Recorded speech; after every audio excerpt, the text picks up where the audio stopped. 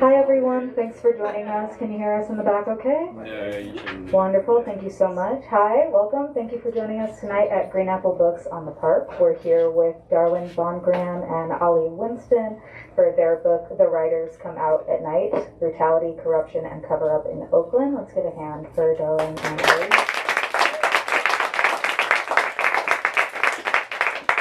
Thank you so much. We're also joined this evening by reporter Joe Eskenazi. Let's get a hand for Joe.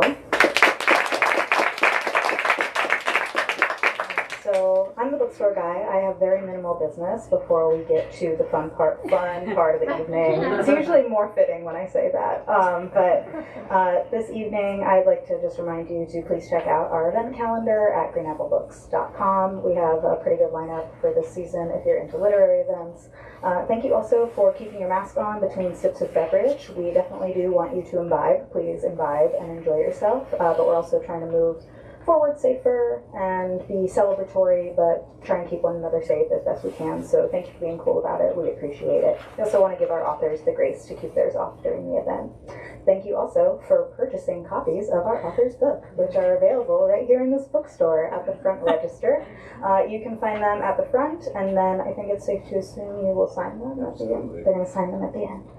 So you can bring them back here at the end. They'll be happy to sign them for you. And I'll remind you once again at the end of the evening where and when to get those. Without further ado, I'm going to go ahead and introduce the folks that are standing next to me. First, Joe Eskenazi is the managing editor and columnist of Mission Local.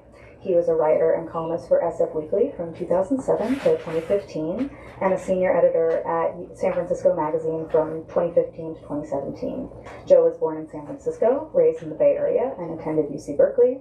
The Northern California branch of the Society of Professional Journalists named him the 2019 Journalist of the Year. Let's give another hand for Joe Eskenazi. Darwin BondGraham has reported on gun violence for The Guardian and was an enterprise reporter for the East Bay Express. BondGraham's work has also appeared with ProPublica and other leading national and local outlets. He holds a doctorate in sociology from the University of California, Santa Barbara, and was the co-recipient of the George Polk Award for local reporting in 2017. That's an old bio, too. I'm also the news editor of the Oakland side. And it's not in there. Sorry, I don't want to say that. Is not. You talk to your publisher about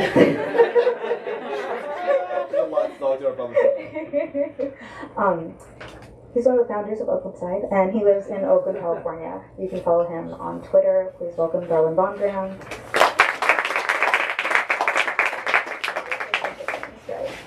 And Ollie Winston is an independent reporter covering criminal justice, privacy, and surveillance.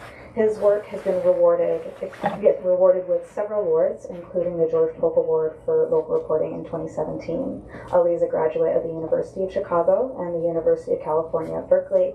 He lives in New York, is that correct? That's right. He lives, okay, I'm not sure anymore. He lives in New York. Please welcome Ali Winston. Well, thank you for coming out. I guess we should start with the news. Yeah. The news is just before we got here, it turns out that Oakland Police Chief LaRon Armstrong was walked out of the building and placed on indefinite leave. And I can't think of anyone better to ask. Just basically, what is happening and why now?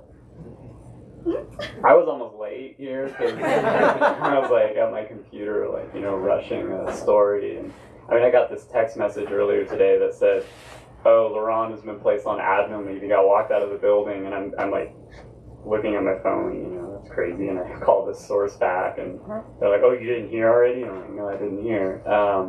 So yeah, furiously calling sources, texting, finding out that the city council is in a closed session at that very moment, and none of them can talk about it, and none of them even know that the police chief has been placed on admin leave. And but yeah, so it looks like the chief of the Oakland Police Department, LaRon Armstrong, has been walked out of the building, placed on admin leave. Admin leave isn't punishment yet. It's like a really boring way of saying like he's on a timeout, basically, until they decide like whether or not to fire him. Who has the authority to do this?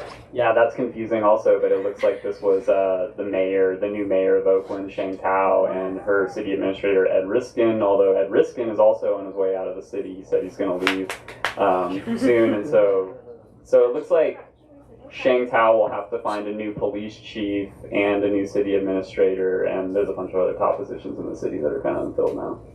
And tell us a little bit about what led up to this. Reading in the story that you broke yesterday, Darwin, it turns out that there was a scathing report made public by Judge Orrick, who oversees the Oakland Police Department, that detailed internal affairs failing to come down on a sergeant who not only was involved in a videotaped hit and run, but also in a bizarre and theatrical touch, somehow discharged a firearm in the elevator of Oakland Police Headquarters and then tossed the casing over the railing of the Bay Bridge in order to cover his tracks. Yeah. If I was like, if I was like writing a screenplay or something, some sort of like comedy for Hulu or something. There'd be a voiceover while he's tossing the... Yeah.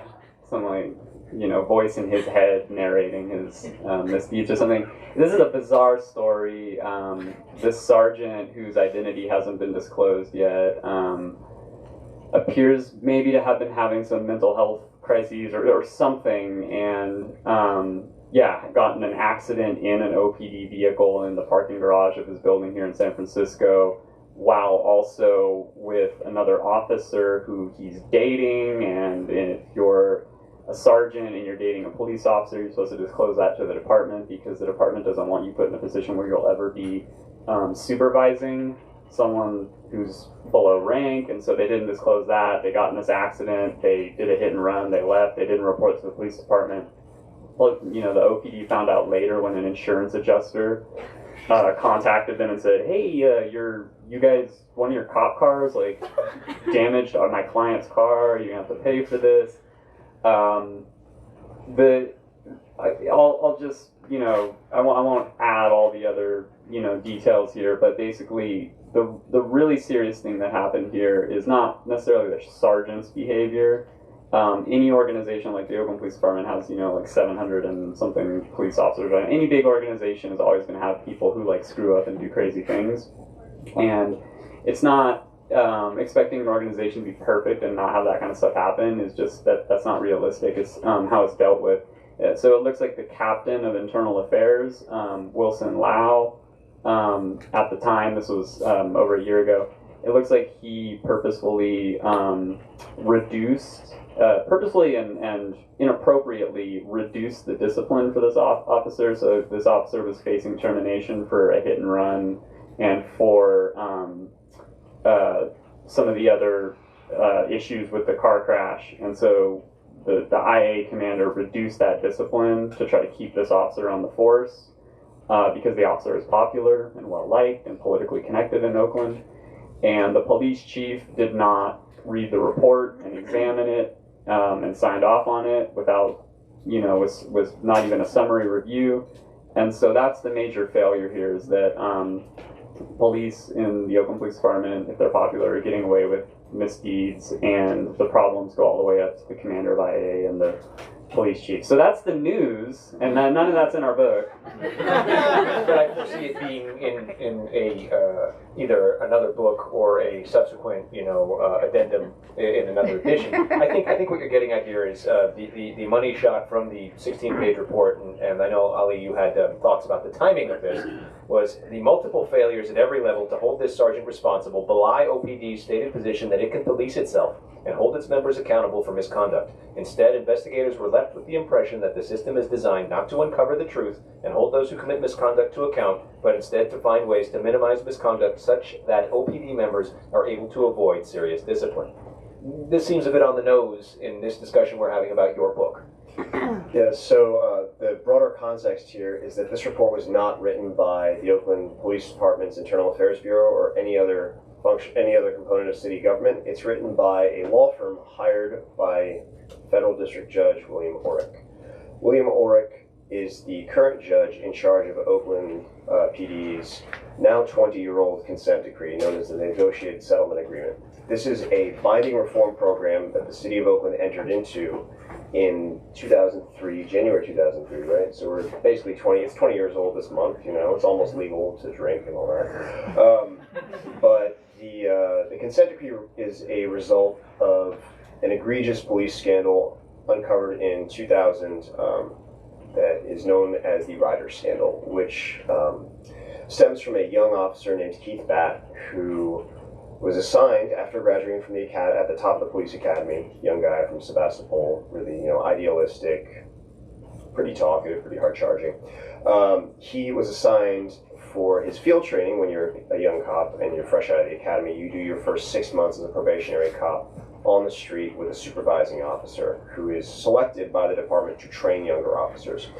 He was assigned to a cop named Clarence Mabinang, Chuck Mabinang, and Chuck was a very, very aggressive police officer. He had previously been a field training officer and then disqualified as such because there were so many complaints about him jacking people up, using excessive force, getting tons of civilian complaints. But then he was reinstated because he was popular. Sound familiar?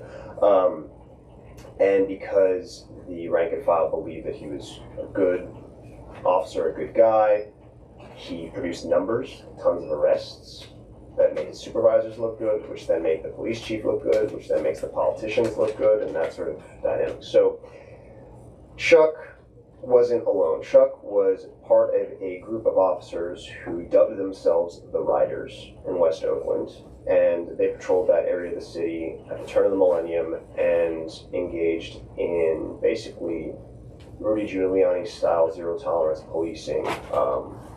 Really, really egregious misconduct. They planted drugs on people. They would jack people up for just walking down the street, search them. They resisted. They beat them. They empty cans of pepper spray into their mouths. There was one of them, Jude Siapna, who was known as the Foot Doctor, because he liked to take his axe by retractable baton, take someone's shoe off, and pound the soles of their feet with a baton until they couldn't walk. And there were two others who were named by Keith Batt when he eventually came forward, Matt Hornung and Frank Vasquez, Choker Vasquez, who, as his nickname indicates, liked to grab people by their thorax and squeeze when he was detaining them. So these officers were outed by Keith Batt after just 2 weeks, less than 2 weeks on the job, right? Mm-hmm. And he had a complete crisis of conscience, and confronted him. He said, "Listen, I can't go on with this. Why are we doing things this way?" And Mabinang, after a while, talked to him. This is all in the book, but I'm abridging it. Talked to him and said, "Listen, you got to quit. Just say you're not cut out for the job. We'll let you walk away. It's not for everybody, right? This is the way it's done. We're doing it the right way. You clearly can't do this." And then they were having him falsify police reports as well, amongst other things. So instead of quitting, he walked into the Internal Affairs Bureau and told investigator John Matarang everything that he'd seen in his 10 days, week and a half on the job. And that opened up a can of worms. These officers, the Riders, were suspended. A number of other officers were suspended. Then those four that I named were placed on administrative leave and then fired. They were investigated by the Alameda County DA and charged with a series of criminal offenses. Those trials, for a number of reasons, resulted in hung juries and or acquittals. There were two trials, 2003 and 2005. But as a result of the Riders scandal, 119 people, almost all of them African-American men, sued the city of Oakland. And rather than bleed the city dry for financial settlements, the attorneys who brought this claim, John Burris and Jim Channon, who are long-time civil rights attorneys in the Bay Area and very well known around here, had been suing the department for years and were just kind of exhausted about getting these payments and trying to resolve police misconduct through monetary payments, and that just never changed conduct. So what they decided to do was bring a pattern and practice suit, a civil suit, and agree to a reform program that is also known as a consent decree. The Department of Justice typically brings consent decrees against, and also state attorneys general, bring these consent decrees against rogue institutions that have engaged in systematic civil rights violations, such as school districts that racially segregate, mental hospitals that don't give patients sufficient treatment, prisons, like the California prison system, that pack way too many people into prisons and then don't give them, adequate food or shelter or protect them from other inmates or guards. And police departments have been placed under this program, under consent decree, since about the mid-1990s. and Oakland was placed under one in 2003, and it is to this day, it's the longest running such program in this country's history, and it's not ending anytime soon. And I guess that answer is, do you believe that this report has been publicized by Judge Orrick as an indicator that any hopes of them getting off of it are fanciful? So, for context, there was Oakland entered into a probationary period, what was it called? Sustainability period, yeah. The names that, these bureaucratic names, they're quite something. So they entered into the sustainability period last fall? Summer? Yeah, this year. No, they started it last fall, right? No, it started in January.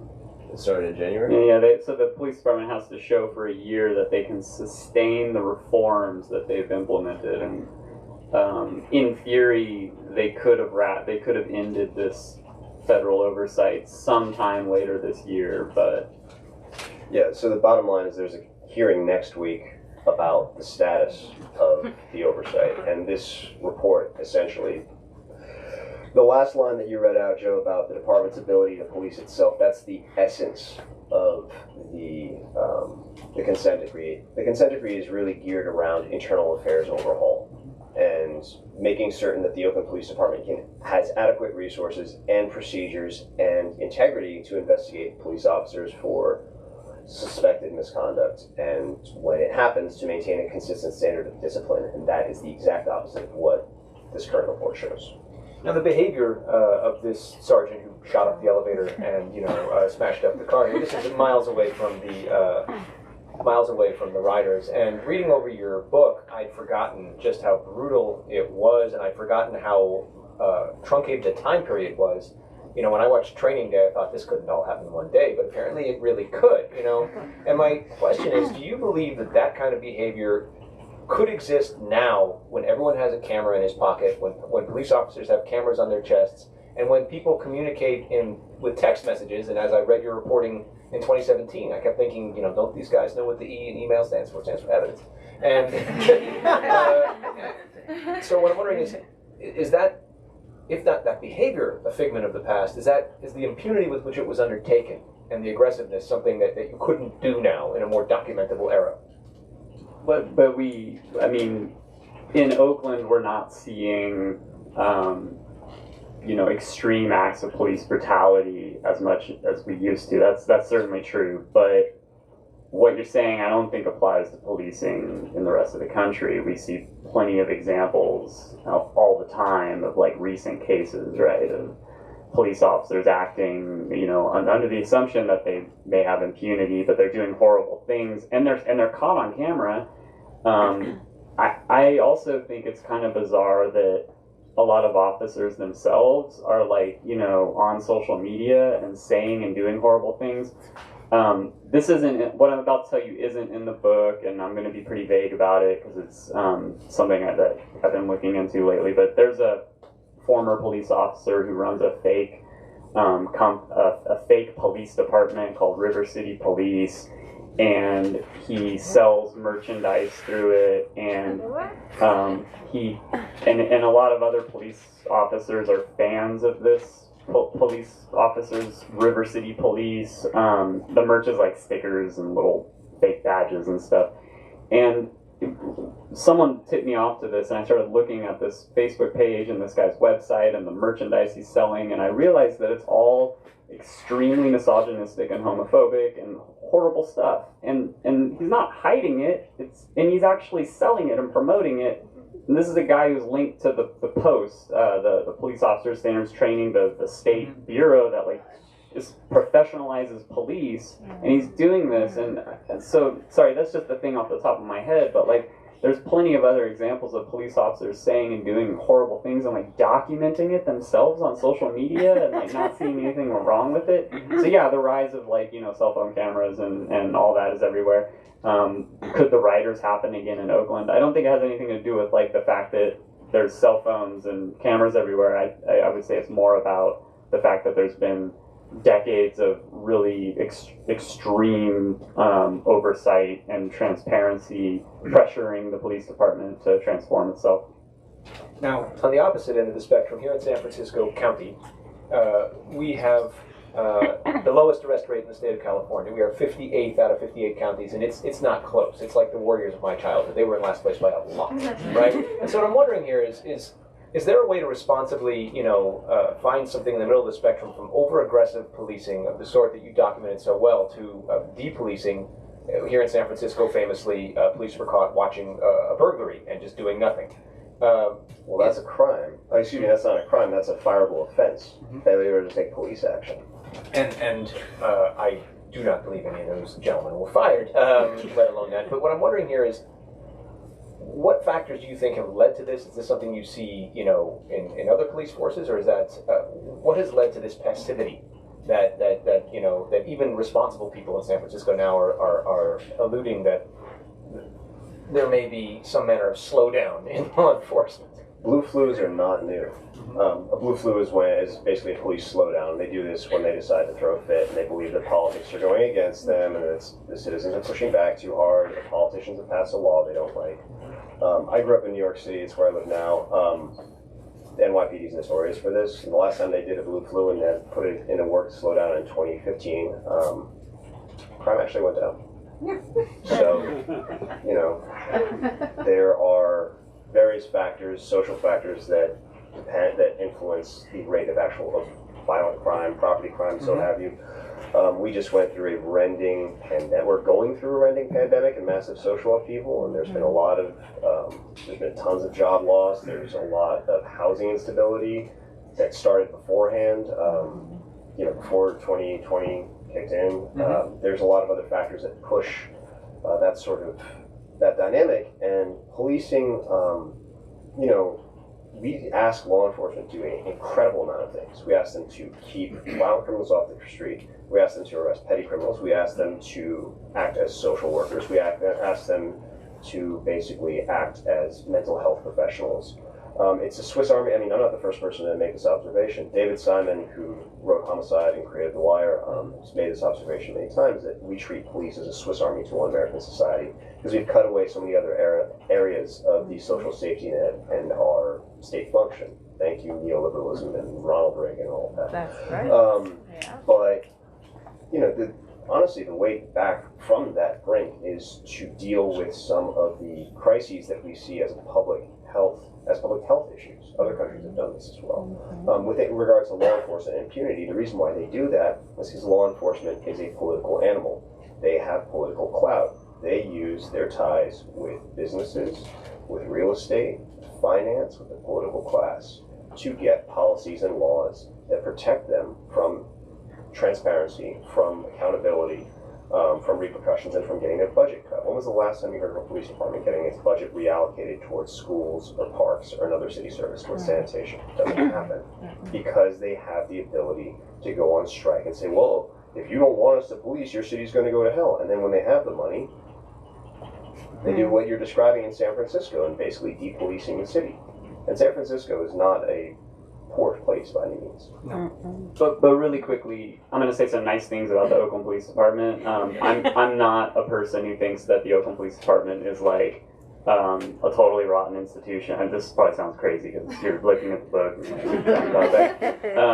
But the Oakland Police Department, yes, OPD officers have gone on strike before. I think in the 80s, they used to picket outside of City Hall every time there was a request made by a council member or community member to create a police oversight board, and so that sort of political activity happened. But the sort of blue flu slowdowns is not something you see a lot in Oakland, and actually I've never done a ride along with the Oakland Police Department.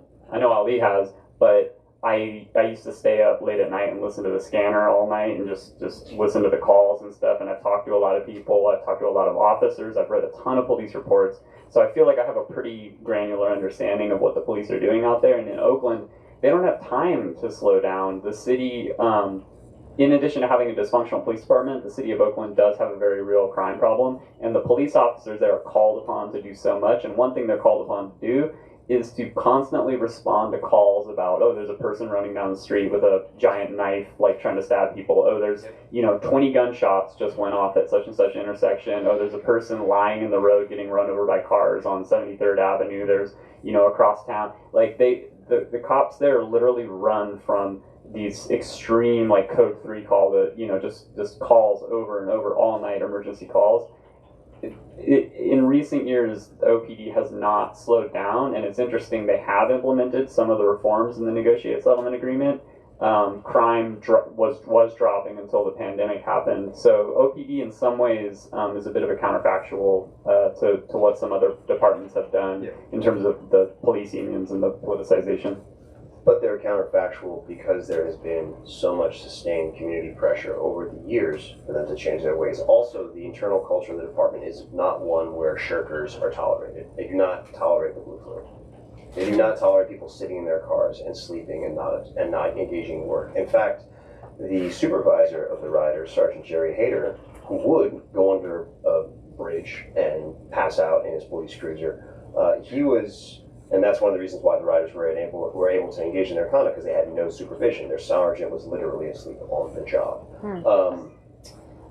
He was called, I mean, people referred to him as a slug in the department. He was despised because he didn't keep those cops under control, because he didn't do his job. And for, you know, there are many things you can say about police culture, but in this case, in Oakland, they do not tolerate it if you sit on your hands and watch. Have the riders in some way ruined the notion of proactive policing that we, you know, that has that, you know, made it more difficult to ask police to engage in proactive policing? No, because what the riders wasn't doing, they weren't engaging in proactive policing. They were kidnapping people, they were framing them, they were breaking the law, they were criminals. And other police officers have told us as much. These were not cops, these were criminals. It's the same sort of way in which the officers from the Los Angeles Police Department's Ramparts Division were viewed. The same officers who training day is based on, who, you know, sold narcotics out of the locker room, who, I mean, that scandal erupted because one cop, one of the members of the Rampart, one guy involved in the Rampart scandal, David Perez, took, or not David Perez, the other one, David Mack, took a shot at another LAPD officer at a traffic stop when they got into a road rage dispute. Like, with a pistol. I mean, that's not policing. These people are criminals, and they just happen to be wearing a badge. Frank Vasquez still is a fugitive. It's not a coincidence. But the thing that Oakland actually was doing during that period Darwin mentioned, 2013 to 2019 roughly, when the violent crime rate in Oakland did drop, is they engaged in a very specific mode of proactive policing, where they kind of mapped out, they took a moment to kind of step back from 2012, which was the second most violent year in the city's modern history. Third now after 2021? Yeah, third. So modern peak after 1992, which is the all-time peak, was 2006 with 148 murders in a city of 400,000 at the time. So during this period from 2013 to 2019, the Oakland Police Department put in place an intelligence-led policing model whereby they pulled back, looked at who was actually involved in shootings in the city. Tiny number of people drove the overwhelming amount of disorder in the city. Oftentimes it'd be between rival turfs, crews, gangs, whatever have you.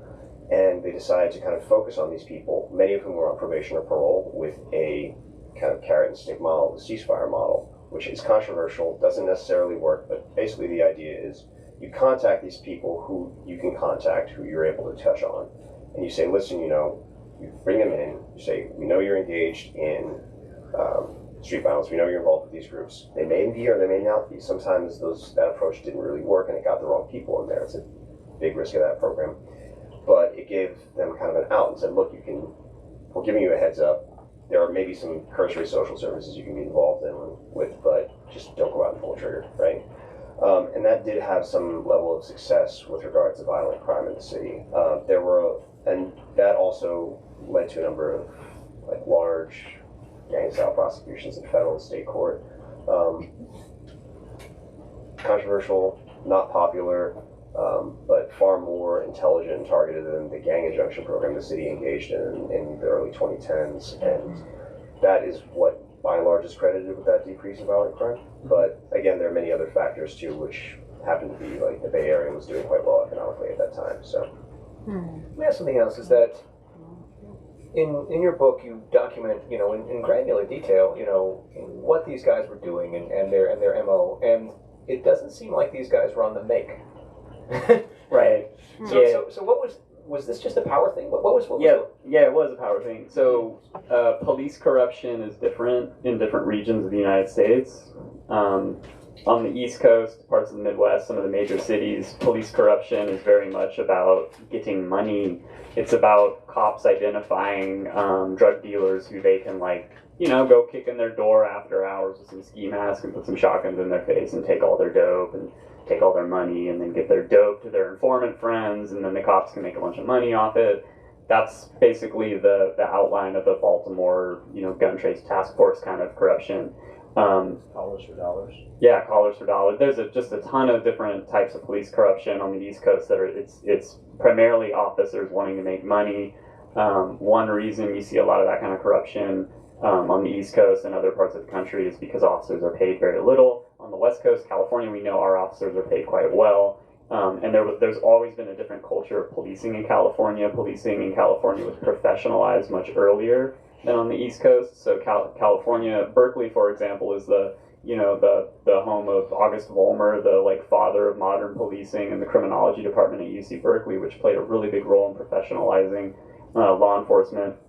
The Los Angeles Police Department and the LA Police Department are like shining examples of officers who believe themselves to be, like, you know, carrying out some really righteous cause, and often following the ethics of not, you know, being on the take, taking money, being corrupt. At least since roughly the 1930s, 40s, when stuff got cleaned up. Prior to that, it was machine politics in our cities, and it was very dirty. But it's more about power. It was about cracking heads, and it was totally racialized, right? And it really, from the 1940s and 50s, when black people moved to California in large numbers, the police in places like Oakland saw themselves as taking on this mission of, like, keeping black people in these ghettos that the ruling class of, like, you know, Oakland, the people who own the newspapers and the industry, they wanted black people kept in West Oakland. They did not want them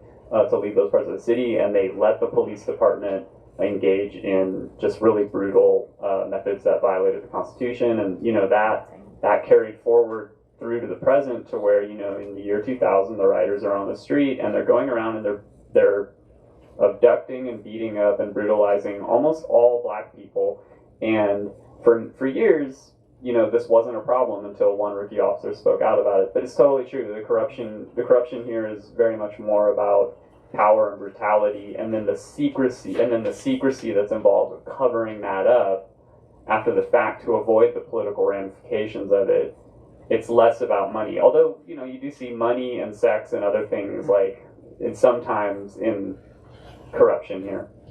And you were dovetailing right in what I wanted to ask about, because young officer Keith Batt, you describe him as having, quote, heard good things about the Oakland Police Department. It was a professional agency, and what I'm wondering was he misinformed? Because you do an excellent job of outlining the history of this department.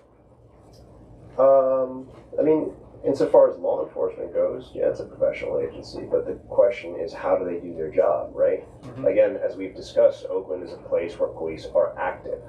It's not Berkeley, it's not Beverly Hills, it's not Alameda, although they do similar things in Alameda. They sweep the homeless out, they kept a very strict race line in Alameda and San Leandro. But no, it's a pretty professional police department, and they had their standards, they had their codes, they have certain sorts of behavior that they will and won't tolerate. And again, if you want to be an active cop, knock it, the reputation of OPDs, this is a place that you go.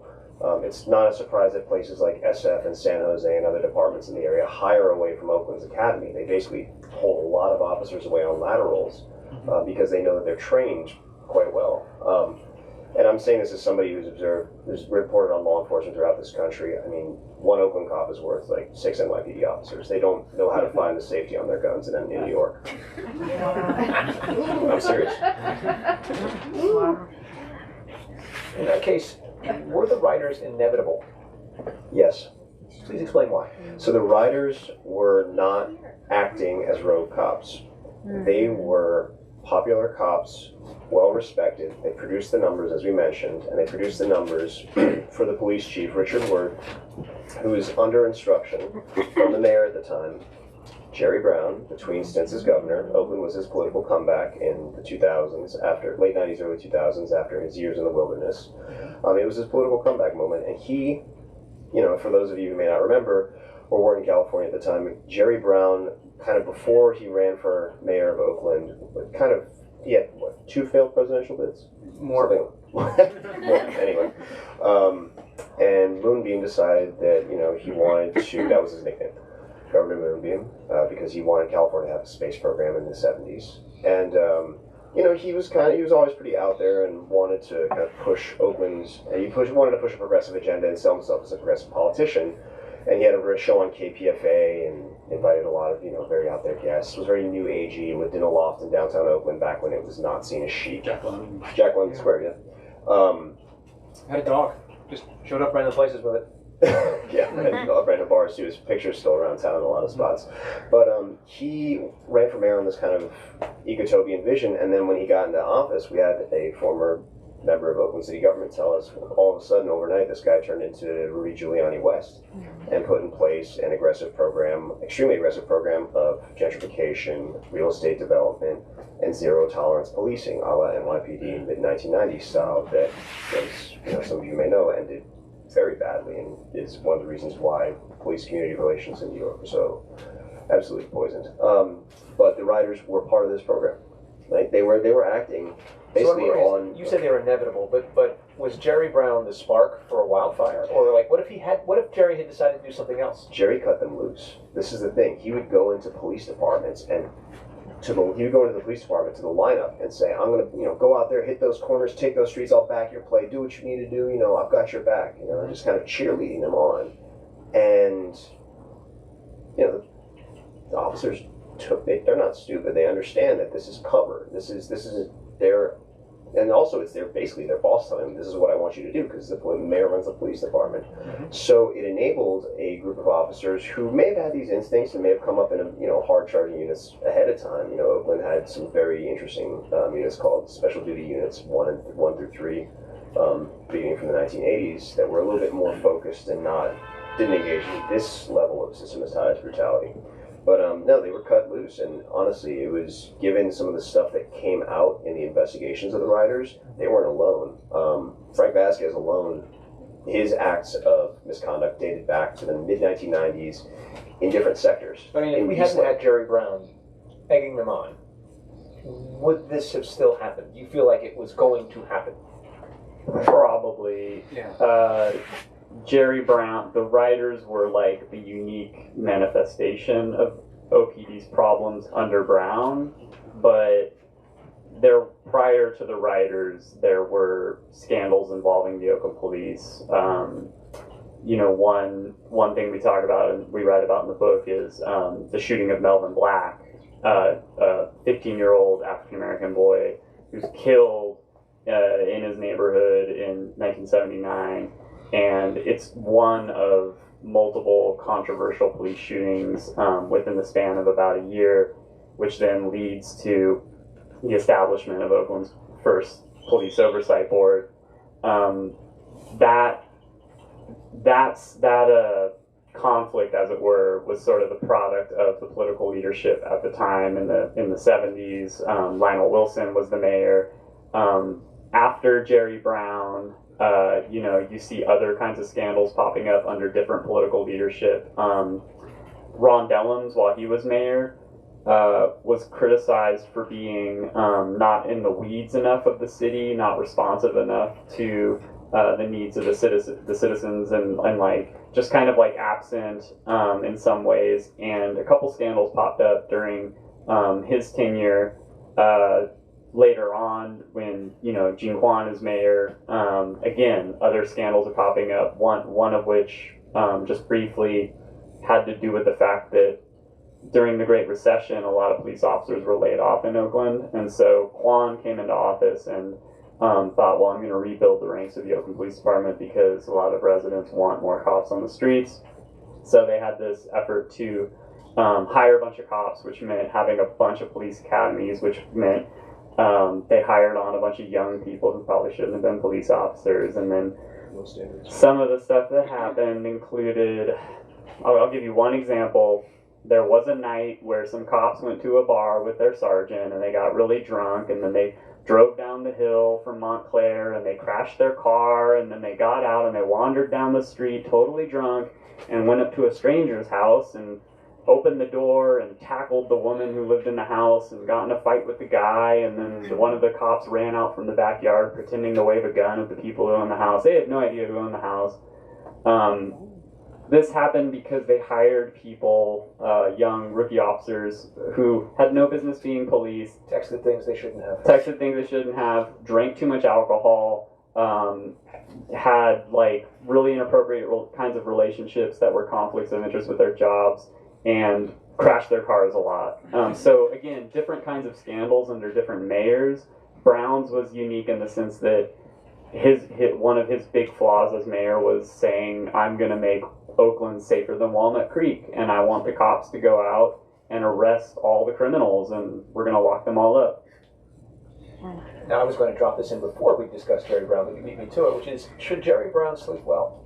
Does he? I did actually call Jerry Brown up once, and he answered his own phone when he was running for governor, and it was the treasurer's number, which was a fascinating experience. He wouldn't let me off the phone.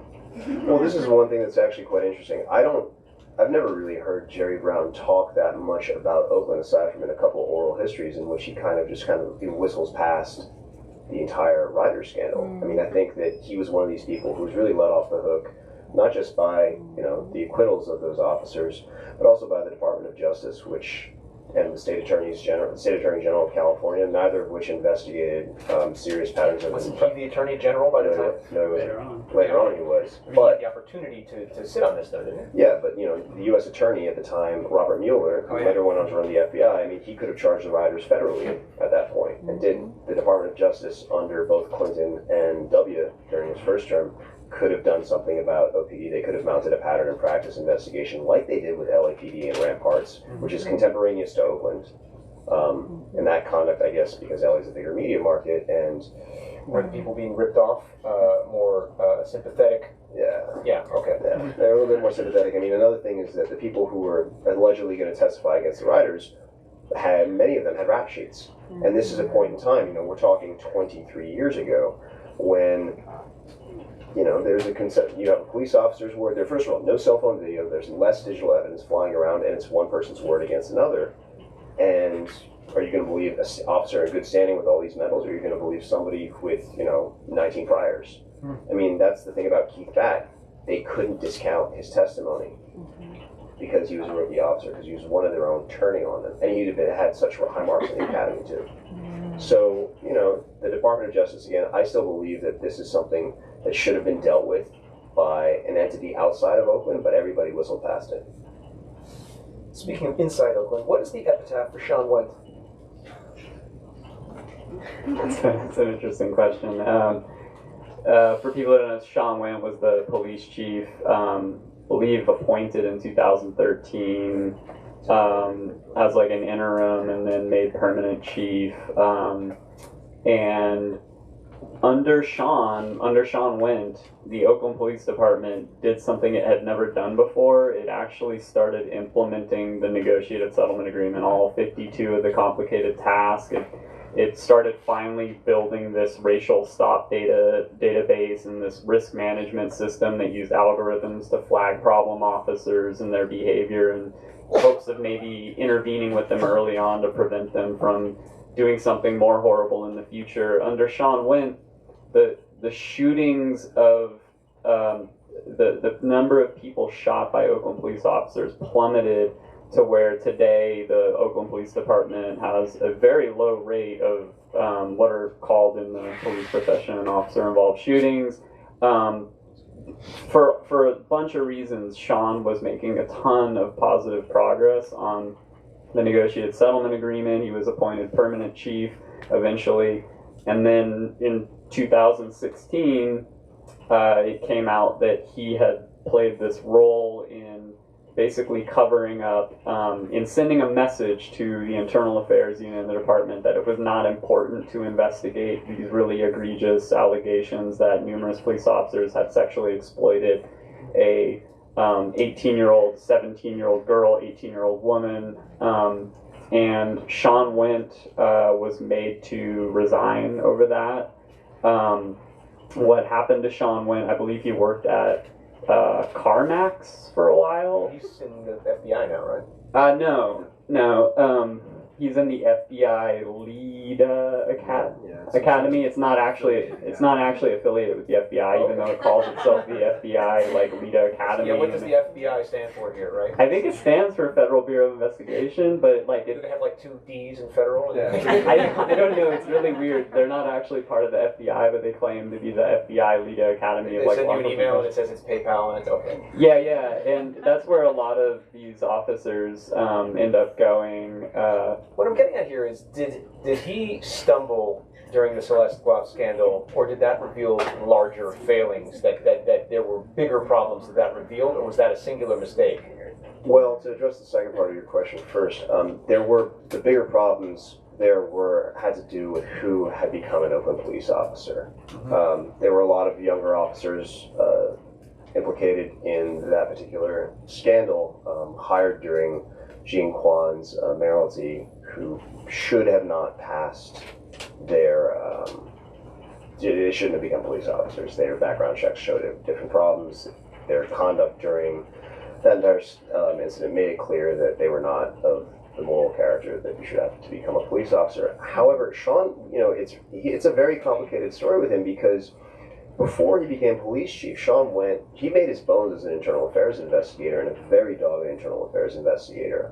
He was incredibly disliked throughout OPD because he would not give up the ghost. He investigated cops and went after them and did not hold favor, did not care who was in part of whatever political clique there was in the department, didn't care if you were, the chief's golden boy or so on. He went after folks. And he really, his rise, okay, so his immediate predecessor is the head of internal affairs. Actually, Ed Polson, for those of you who hadn't read the book yet, read chapter 2 and look up Ed Polson. I'm not going to give that away. But his predecessor had some issues in internal affairs, and he actually came to prominence during the investigations of OPD's conduct during Occupy Oakland, which was incredibly brutal. I mean, there was even a Daily Show segment about it. I know that's a terrible way to refer to it, but it was just, you had Jon Stewart being like, "Oh God, did Godzilla come to town? Why are they acting like this?" I remember that night vividly. I got gassed 6 times that day.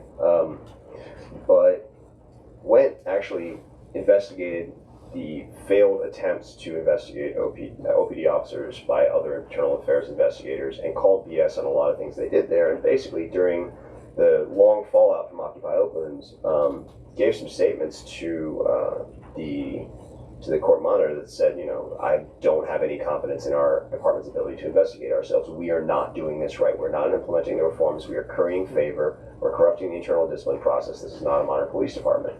And that got the attention of the court monitor, Robert Warshaw, who essentially runs OPD and has run OPD as a de facto receiver. It's a technical term. You don't really need to be familiar with it, but the court essentially put him in charge of the minutiae of running the police department because of how bad things got. They were this close, they still are this close to a full federal takeover, to a full court takeover of the police department. And Sean's story, we don't know why he decided to cover up the sexual exploitation scandal. His wife had some communication with the young woman at the heart of it.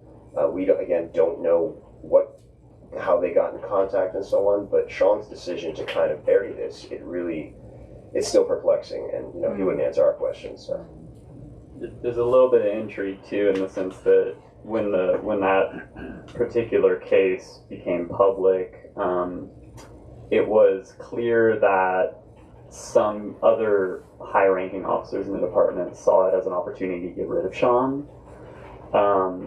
And so, for example, when it was asked, when the case was discovered, it was found that the case file wasn't in internal affairs; it was actually in homicide.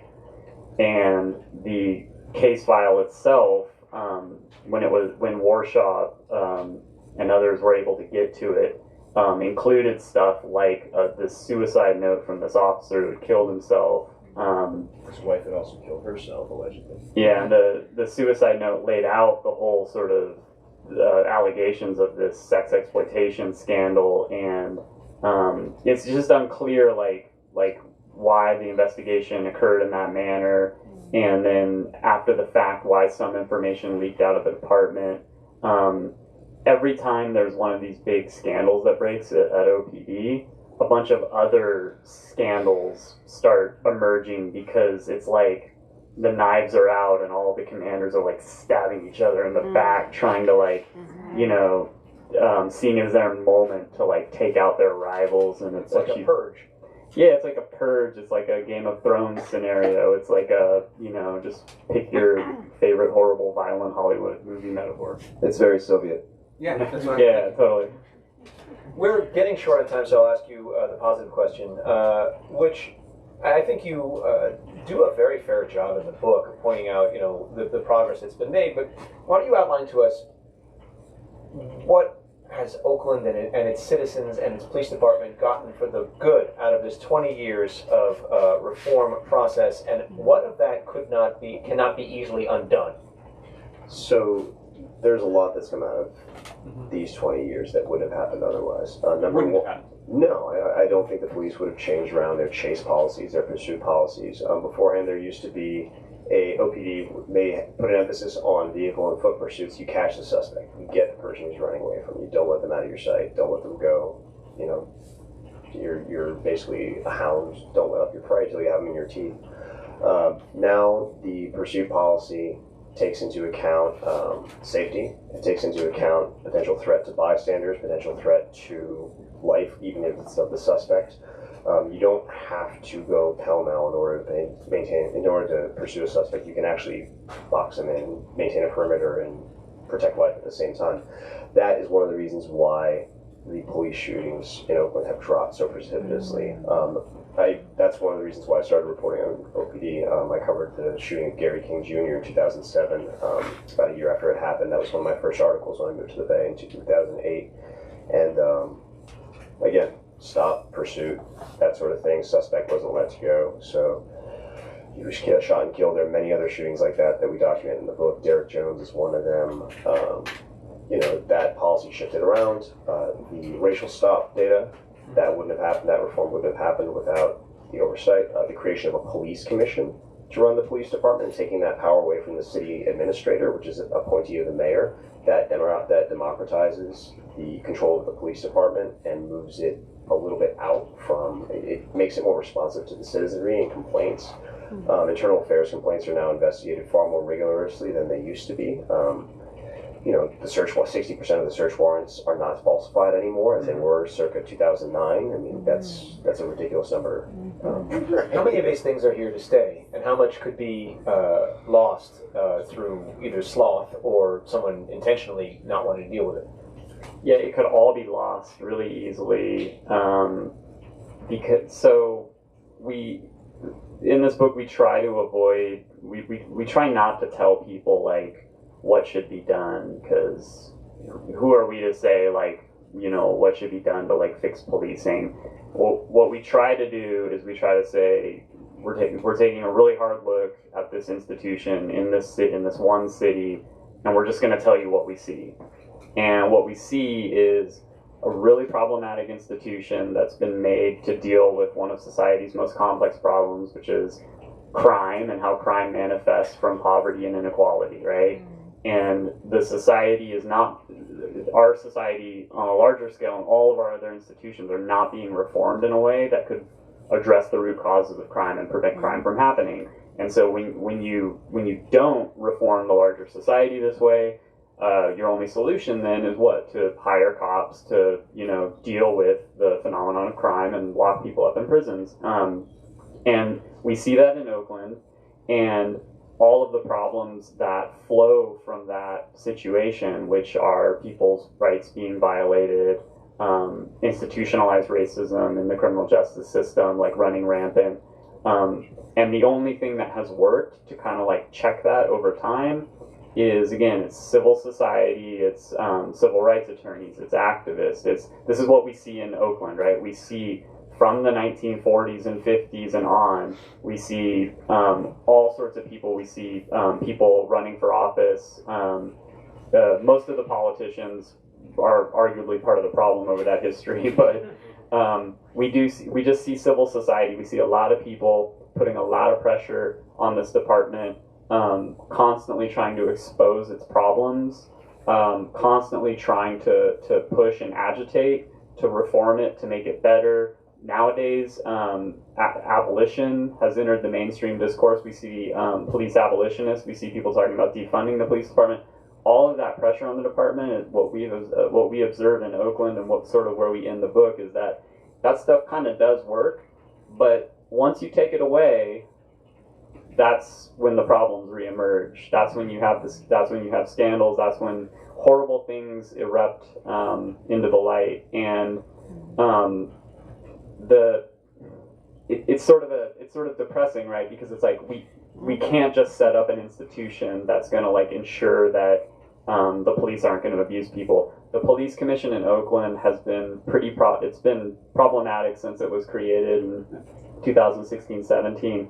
I tuned into the meeting just the other night, and there was this like horrible little power struggle over who was going to be the chair of the police commission, and they were talking about how the community police review agency, which is the civilian arm of it that investigates police misconduct, how they feel like it's a total mess and that they need to revamp it, and that institution is nowhere near being able to like handle the Oakland Police Department. I don't know that any institution is. The federal court, the judge who oversees the Oakland Police Department, is constantly saying in all of the case hearings in this case, I don't want to run your department. I can't run your department. He can't run the department.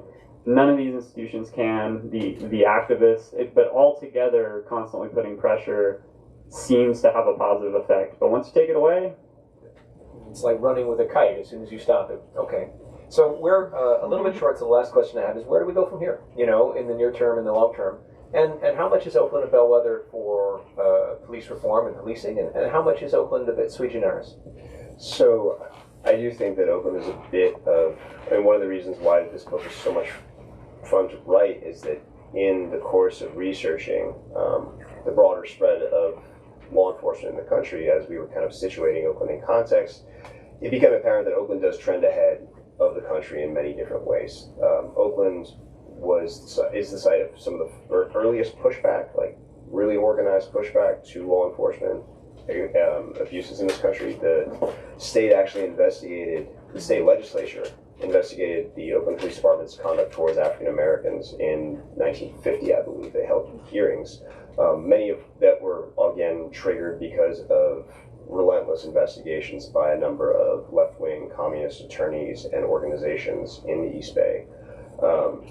And of course the investigation was red-baited, but what they found was real. And that sort of pushback really, the Panthers grew out of that sentiment, that ability of citizenry to recognize their problems there and not really let up. Same thing with the Oscar Grant Rebellion, which presages the Black Lives Matter saga by that whole protest cycle by 4 years. And really kind of serves as kind of the genesis moment for it, with the first police killing caught on cell phone video, and then the reaction to it actually resulted in Johannes Messerly becoming the first officer convicted in the state of California for the death of an individual in custody. So in a way it is sui generis, but at the same time the lessons of how consent decrees and police reform, the legalistic, technical ways in which police reform works, that is not a story unique to Oakland. There are dozens of other cities that have gone through consent decrees or that are undergoing consent decrees. Seattle, New Orleans, Los Angeles, Chicago, Baltimore, Washington, D.C., Pittsburgh, Pennsylvania. I could go on. But let's just take one city, Los Angeles. They completed their consent decree from the Rampart scandal, which we talked about earlier, in 2013, 12, thereabouts. And in the years since the LAPD consent decree is wrapped up, and several very prominent people, including the current dean of UC Berkeley's law school, Erwin Chemerinsky, argued that they shouldn't have exited the consent decree at the time.